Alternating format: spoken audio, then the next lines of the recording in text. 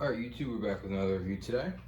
Today we'll be looking at the older K-line TMCC 040A5 Swithcer locomotive in the Pennsylvania Brunswick Green paint scheme. Alright, let's get started. Alright, we're going to start up front here again. So this is the TMCC version, as I said before. I'll go over how to distinguish between the TMCC and non-TMCC versions later when we're looking at the side of the locomotive. So let's get started. You have the electrocoupler here, which can be thrown by the remote. Mine has a slight issue with the board that controls this. When you hit either electrocoupler here or on the tender, whatever direction it's moving, it goes full speed. Not quite sure it happens, but it does. You have a coupler cut bar here, front of the cylinder chest, the smoke box door, all the riveting, a separately applied handrail here, which appears to be part of the molding, my mistake. This number plate is actually just part of the molding. It's just raised out and it's painted over. You have the headlamp here, constant voltage headlamp, as all these command control locomotives have. So that's pretty much the front of the locomotive. Alright, so let's move on to the side. Alright, so we're going to look at just the locomotive first, then we'll look at the tender afterwards. So, as you can see, it's in the Pennsylvania Brunswick Green. The silver smoke box, you got the funnel, domes, bell, whistle, and safety valves. They appear to be metal, can't really tell, but they appear to be. A handrail going along the entire side of the locomotive. Down here you have builder's plates. It does say A5S, the exact model of the locomotive. You have all the valve gear, which looks great in motion. Some detail on the firebox, some underframe detail, some other miscellaneous detail parts there. So you have your cab here. The side of the cab is how to identify whether you are looking at the TMCC or conventional version. Okay, they made two versions of these. The two different versions were distinct by their numbers. So as you can see here, the road number here is 913. 913 is the cab number for the TMCC version. The conventional version has a cab number of 94. So that's the easiest way to tell. You have your steps and your drawbar, which does have two holes. So you do have the ability to adjust how close the tender is to the locomotive. All right, so now we're gonna look inside the cab and then we'll move on to the tender. All right, so we're now getting a nice view inside the cab. So you do have your driver and fireman figures, as usual.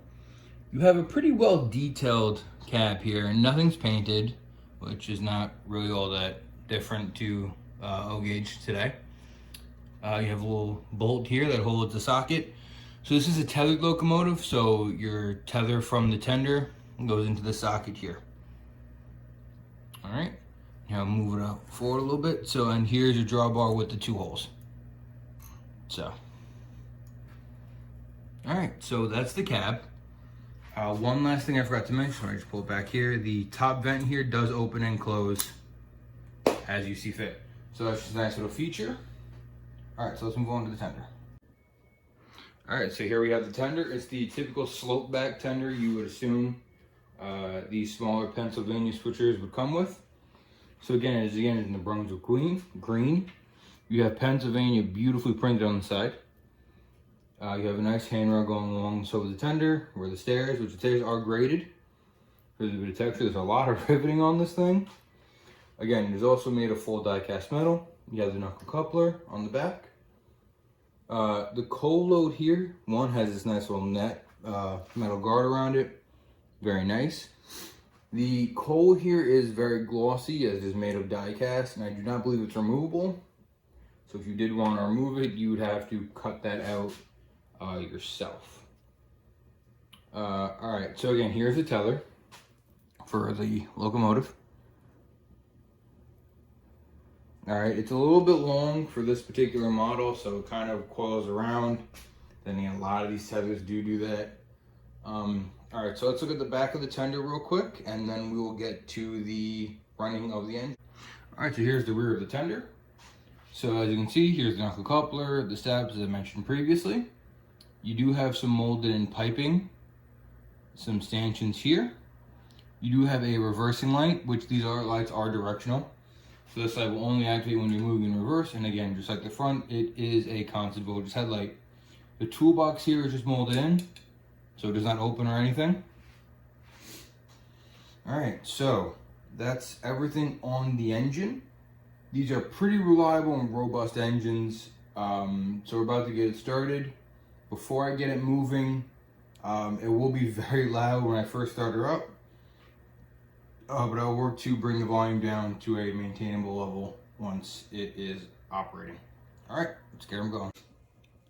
Okay, so everything's powered on now. I'm using the Lionel Cab 2 Legacy Remote Control.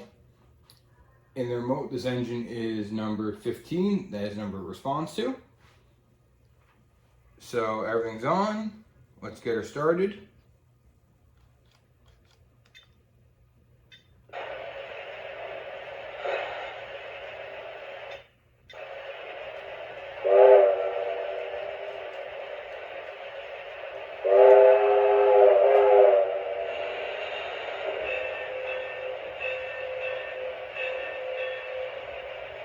So being a K-line locomotive from the early 2000s, it does have a rudimentary sound system.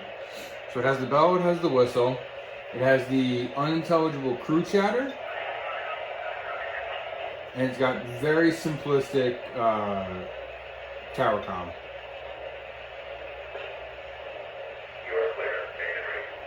So that's really what you're getting at as far as crew talk and tower comm out of this locomotive. As you can see, there is smoke coming out of the smokestack. So this engine has a puffing smoke unit. So as it runs, it puffs out of smoke for every chuff. Otherwise, it just kind of vents the smoke as it sits.